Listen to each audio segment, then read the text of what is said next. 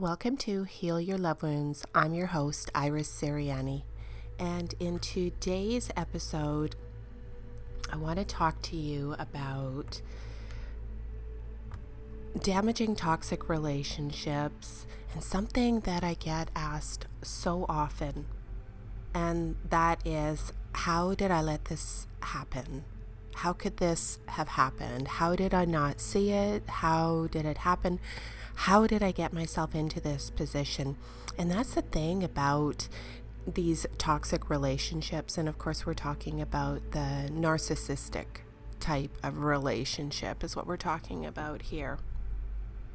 So to give you an idea of what this feels like, I want to just share part of a conversation that I had with a young lady recently.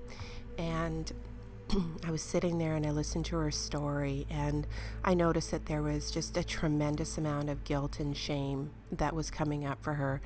She described how she struggles to stop using substances to drown out feelings of unworthiness and desperation and the fear of no one ever loving her again.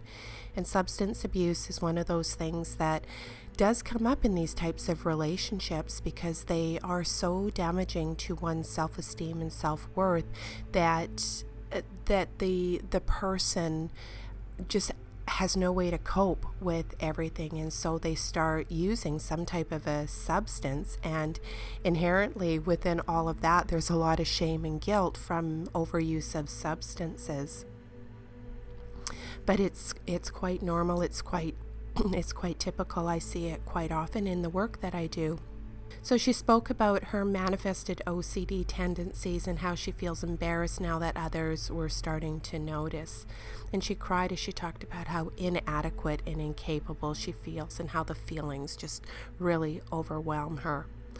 This is just a glimpse into how somebody that suffers at the hands of and the emotional abuse of a narcissist, and this is the damage that these relationships can have on one's mental health.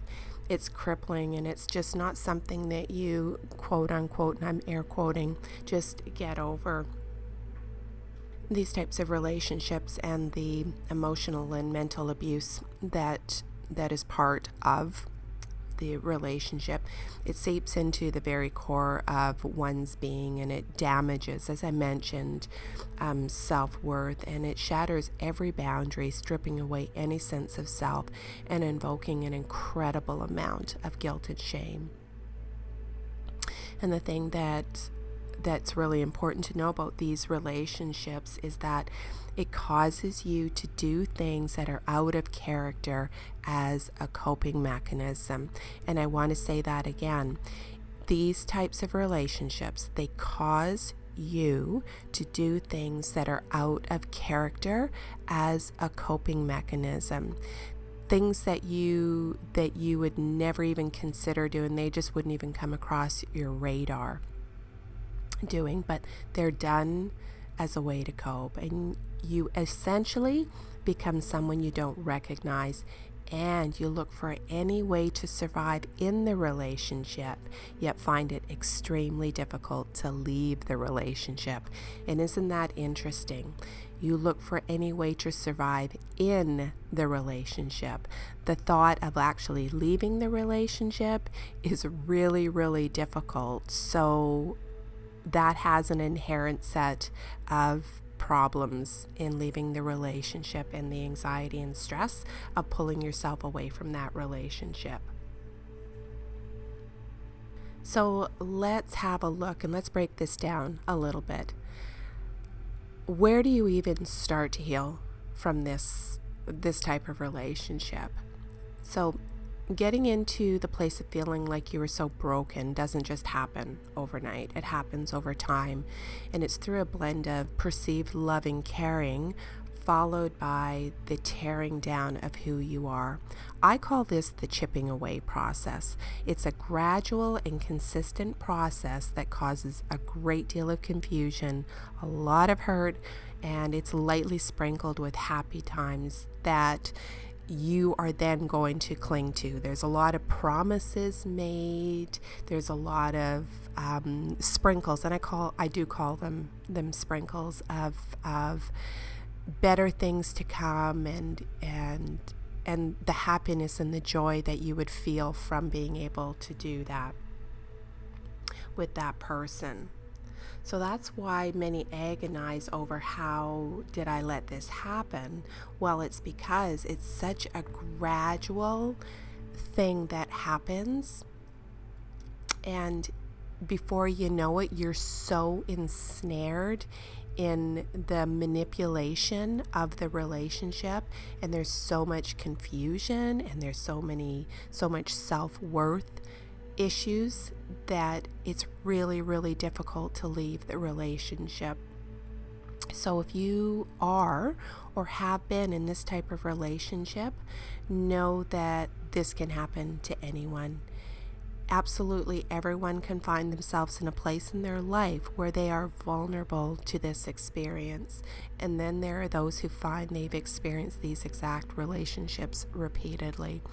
I have encountered some really, really successful people who really have their stuff together, and they're quite shocked that they have found themselves in a position to be open to this type of relationship. So it's not something to be ashamed of. It's not something to be embarrassed of. We can always find ourselves at a low point in our lives where we just need somebody to be with us. We need to feel loved. We need to feel supported. There's something that we need that this narcissistic behavior within a person is attracted to. And a narcissist is very crafty and very skilled at manipulating and love bombing in the beginning, but very quickly we start to see hints that something is not right, but we're so attracted to the love and attention and affection, and Prince Charming coming in and sweeping us off our feet and feeling like we're finally being taken care of. And so it happens quite easily. So besides us finding ourselves in a vulnerable place in our lives, a couple of other reasons why we might find ourselves in this situation is not listening to and trusting and acting upon our intuition. And oftentimes, a lot of times actually, we've not been taught how to actually tune into our bodies, to listen to ourselves, to trust our intuition, because as I mentioned, there's so much love bombing at the beginning, and the relationship is filled with so much hope and so much potential, but it's the undercutting, the little cutting remarks and the little things that the narcissist will say, which makes you turn your head, and it gives you that feeling in the pit of your stomach like, oh, that wasn't very nice, or that's not true, or something that they say doesn't make you feel good.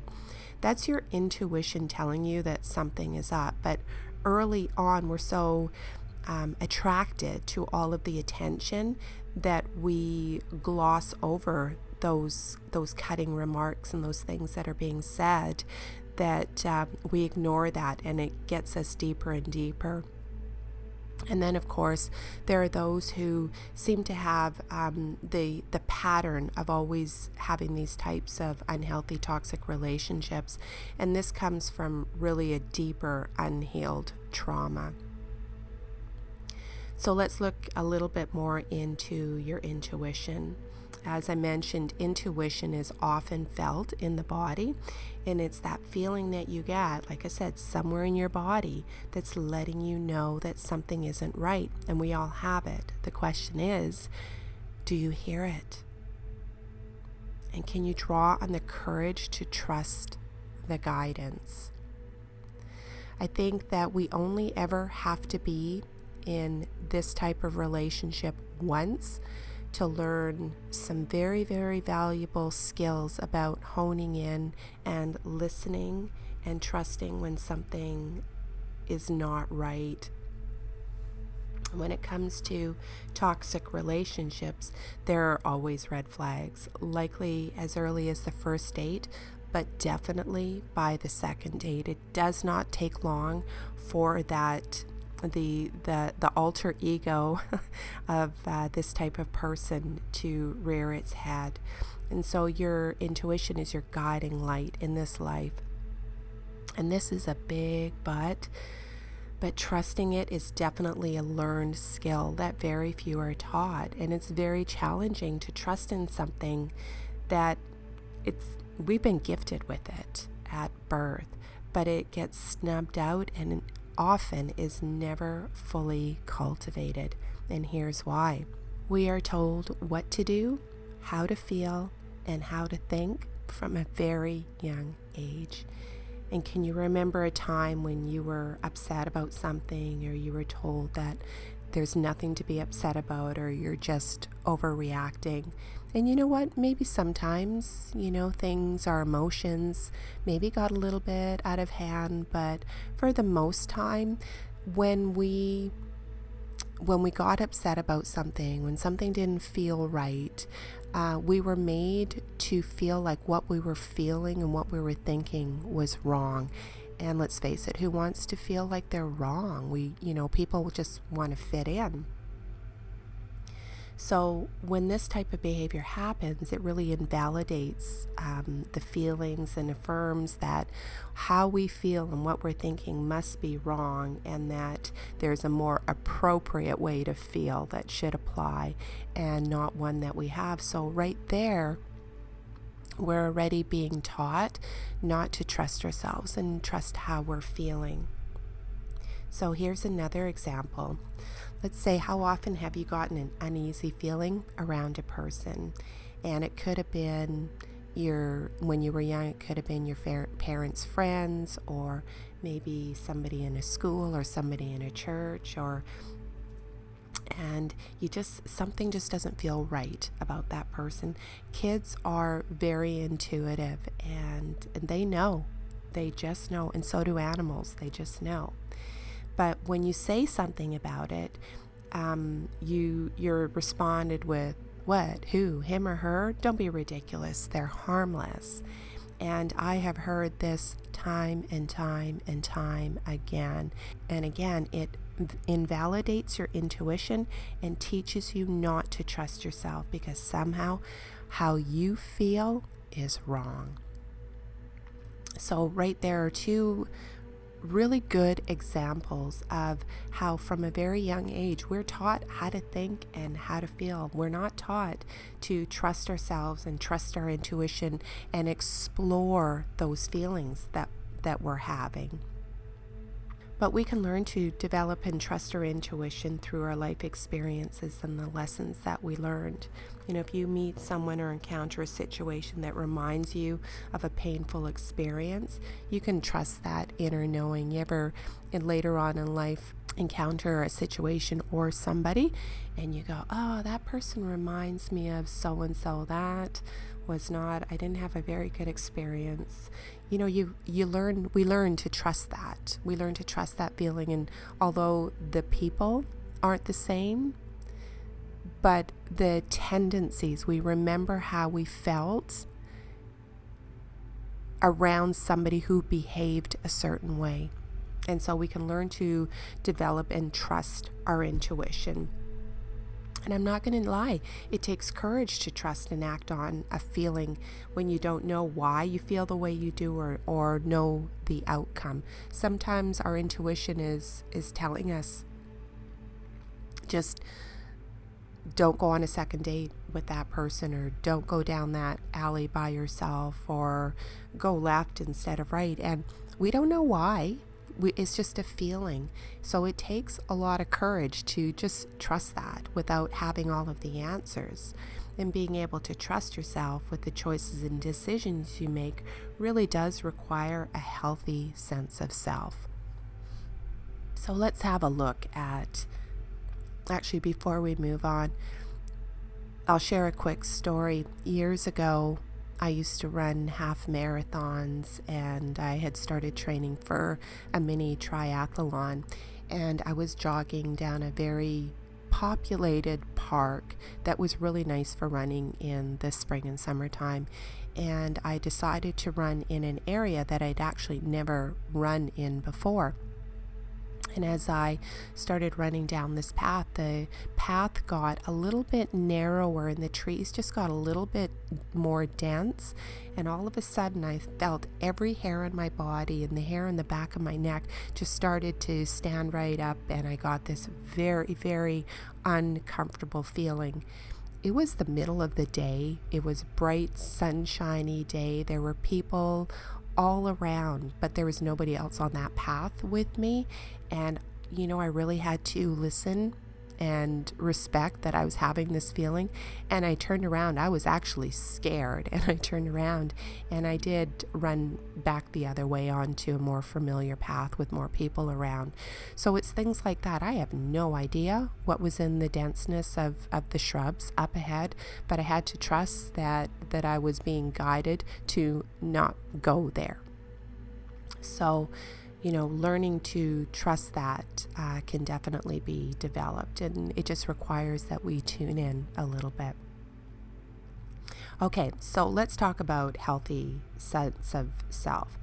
To have a healthy sense of self requires love for yourself, compassion for yourself, patience and understanding for yourself, knowing what you like, knowing what you don't like, being able to ask for what you want and need, and recognizing when something is not good for you, and then courageously walking away or letting go even when it hurts. And that happens. Sometimes we have to honor ourselves and trust that we deserve better. We deserve to be treated better. We deserve to have more money. We deserve to be respected. And a lot of us have this mindset that we have to hang in there, tough it out, it'll be okay, it'll get better. And oftentimes things do get better, but there's a point where one has to stop sacrificing oneself so that other people can be happy and feel comfortable, and just turn around and walk away and let it all go. And sometimes it hurts. So this doesn't mean you won't ever make a mistake or go in a direction that doesn't work out as you expected. Walking away, letting go, we all have to go through those. It's just part of the life experiences that help us grow stronger and help us to know who we are. And we get to experience duality, which causes growth. Everything in our life is about duality. There's up, there's down, there's left, there's right, there's and I call it perceived good and perceived bad, because good and bad is neither good nor bad. It's just the meaning and the perception that we give that. So we can have experiences that show us what we want, or we can have experiences that show us what we don't want, so we have a clear understanding of what we do want. So if you are in this type of relationship, or you are healing from this type of narcissistic toxic relationship, it's really important that you forgive yourself. Have compassion for the experience that you're going through or have gone through. See the experience as an opportunity just to really know yourself at a much deeper level. Allow yourself to do the healing with a lot of love and compassion. I hope that you found this episode helpful. You can learn more about my work and how I help people heal their trauma from relationships and helping them heal broken at irissiriani.com. And until I see you on the next episode, be brave, forgive yourself and others, live big, and trust yourself. Make the tough decisions even though it breaks your heart. Trust that what and who leaves your life is meant to leave. Have faith that the space that's left will be filled with new experiences and opportunities that expand your heart and your life. Be well.